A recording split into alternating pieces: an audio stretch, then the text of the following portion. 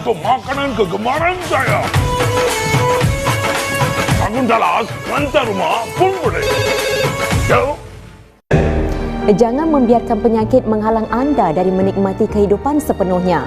Herbal Farm pilihan tepat untuk keperluan kesihatan dan kecantikan anda. Tampak sihat, rasa hebat. Ibu pernah tanya. Diana nak adik tak?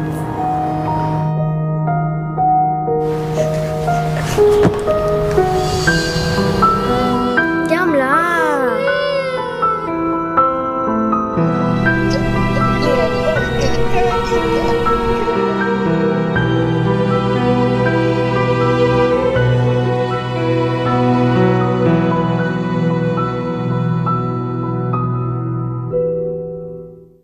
Duduk di rumah dan berhibur dengan saluran filem Melayu terkini di Astro Citra hanya di Singtel TV. Dapatkan filem-filem Melayu blockbuster yang terkini dan menarik untuk anda nikmati bila-bila masa secara on demand. Untuk langgani Astro Citra hanya di Singtel TV. Dial 1609 atau layari singtel.com/Citra sekarang.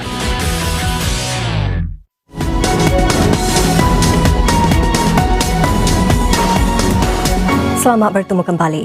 Singapura melahirkan rasa duka cita yang amat mendalam berhubung tragedi melibatkan sebuah pesawat Pakistan International Airlines PIA semalam. Dalam kenyataannya hari ini, Kementerian Luar MFA turut menyampaikan takziah mendalam kepada keluarga para mangsa dan rakyat Pakistan mengharungi masa sukar itu. Seramai 97 orang maut apabila pesawat PIA itu terhempas semasa hendak mendarat di Bandar Karachi semalam. Pesawat tersebut membawa 99 orang dan hanya 2 yang selamat. Kesemua mayat sudah ditemui di tempat naas di pinggir lapangan terbang antarabangsa China. Sejauh ini hanya 19 mayat telah dapat dikenal pasti. Naas ini juga memusnahkan sekurang-kurangnya 5 buah rumah. Punca naas belum diketahui tetapi pesawat itu dipercayai mengalami masalah pada alat pendaratannya. Tragedi ini berlaku hanya beberapa hari selepas Pakistan membenarkan penerbangan komersil disambung semula. Kementerian Kesihatan MOH melaporkan lagi 642 kes jangkitan COVID-19 menjadikan jumlah keseluruhan 31,068. Laporan awal MOH menunjukkan para pekerja asing yang tinggal di dormitori terus membentuk sebahagian besar kes baru itu. Hanya 6 kes baru melibatkan rakyat Singapura atau penduduk tetap. MOH akan memberikan maklumat lengkap kes-kes baru itu pada malam ini nanti. Sehingga semalam pula hampir 13,000 pesakitnya sudah sembuh sepenuhnya. Para pemandu teksi dan kereta sewa privat boleh terus menyediakan khidmat menghantar makanan dan barangan dapur ke rumah-rumah selama 3 bulan lagi. Penguasa pengangkutan darat telah melanjutkan tempoh peraturan sementara mengenainya sehingga akhir September. Dalam catatannya di Facebook, Menteri Pengangkutan Koh Boon Wan berkata, keputusan itu memberi manfaat kepada semua pihak. Para pemandu boleh menambah pendapatan mereka serta memenuhi permintaan dari pihak peniaga dan penduduk. Lebih 10,000 pemandu teksi dan kereta sewa privat telah mengambil peluang itu. Encik Koh berkata pihak berkuasa akan memantau keadaan bagi memastikan ia tidak menjejas para penumpang khidmat teksi dan kereta sewa privat. Saudara, tempahan catering berskala besar bagi juada Hari Raya tahun ini boleh dianggap sebagai pupus ekoran peraturan circuit breaker. Bagaimanapun, muncul beberapa trend baru dalam tempahan-tempahan makanan raya termasuk meningkatnya permintaan bagi lauk pauk dalam saiz lebih kecil. Tinjauan wartawan Ira Musfira malah mendapati ada beberapa lagi trend lain bagi Hari Raya kali ini. Juada seperti lontong dan rendang menjadi suatu kewajipan bagi masyarakat Melayu apabila tiba Hari Raya. Bagaimanapun, menyusuli larangan kunjung-mengunjung sehingga 1 Jun ini, tiada sesi-sesi rumah terbuka Aidilfitri dianjurkan. Larangan itu membuatkan tempahan catering berskala besar teruk terjejas. Restoran rumah makan Minang antara yang tidak menerima tempahan besar-besaran seperti itu menyebabkan penjualannya untuk Hari Raya ini jatuh 60%. Bagaimanapun, muncul satu trend baru. Permintaan bagi lauk raya dalam saiz hidangan lebih kecil pula meningkat dengan ketara tahun ini. Biasanya kami menerima pesanan catering berjumlah 30 packs ke 200 pack. Akan tetapi tahun ini adanya circuit breaker, permintaan pelanggan berubah kepada package quantity sebanyak 5 ke 6 packs. Ada peningkatan sebanyak 300%. Kami dapat lihat yang 4 to 5 orang package ini, ia dapat sambutan yang lebih dalam 80% gitu. Bagi syarikat catering Pak Dola, ia menerima lebih 400 pesanan sebegitu bagi malam raya. Malah ia turut menyaksikan trend-trend lain dari segi corak pesanan pelanggan. Kami dapati ramai di antara pelanggan memesan bukan untuk satu keluarga tetapi untuk beberapa keluarga. Dihantar sebagai penghubung kasih. Kami juga dapati ada peningkatan untuk masyarakat bukan Melayu memesan makanan untuk dihantar ke rumah.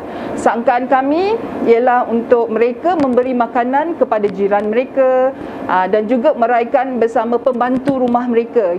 Hasilnya, penjualan keseluruhan syarikat Pak Dola bagi musim raya tahun ini naik 20% berbanding tahun lalu.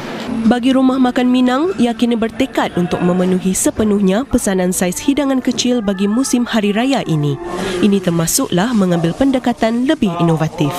Kami telah mencuba cara baru dengan memasarkan set lauk raya kami di dalam vacuum pack. Yang pasti, lauk pauk raya tetap menjadi satu kemestian semasa musim raya ini walau tidak berjalan raya. Persiapan bagi jamuan Hari Raya Aidilfitri juga tetap rancak di Malaysia. Meski bergelut dengan pandemik COVID-19, jualan makanan tradisional lemang misalnya terus mendapat sambutan hangat. Jika sebelum ini pelanggan datang berpusu-pusu, membeli lemang di gerai ini, kini 70% daripada jualannya ditempah menerusi online. Namun setelah sekatan pergerakan dilonggarkan secara beransur-ansur, gerai di tepi jalan ini kini dikunjungi para pelanggan. Sungguh pun begitu, langkah berjaga-jaga tetap dipatuhi. Saudara, jangan ke mana-mana, selepas ini kami akan bawakan lebih banyak liputan sempena Syawal.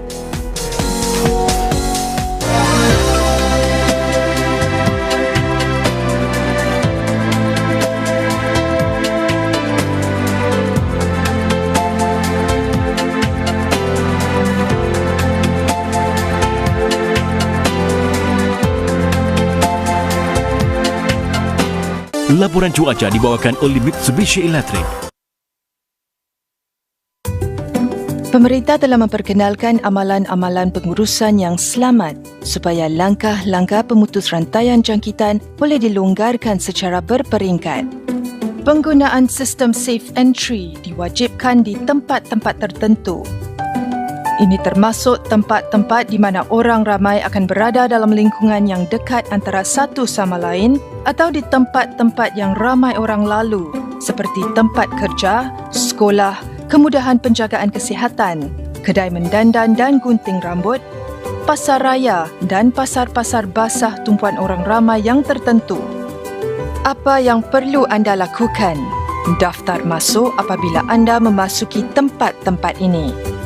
Anda boleh mengimbas kod QR dan mengisikan butir-butir peribadi anda atau dengan menggunakan kad pengenalan atau sebarang ID rasmi anda yang mempunyai kod bar.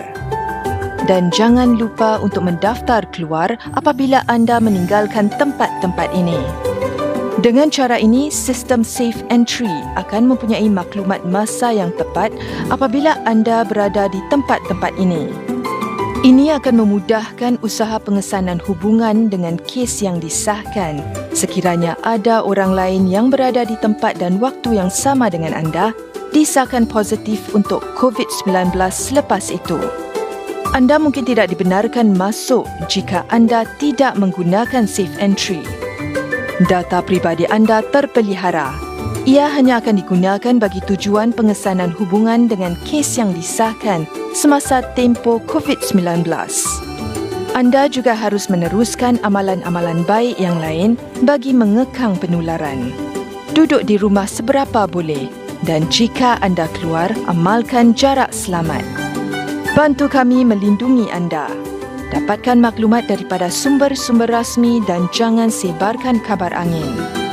Daftar bagi khidmat WhatsApp Gov.sg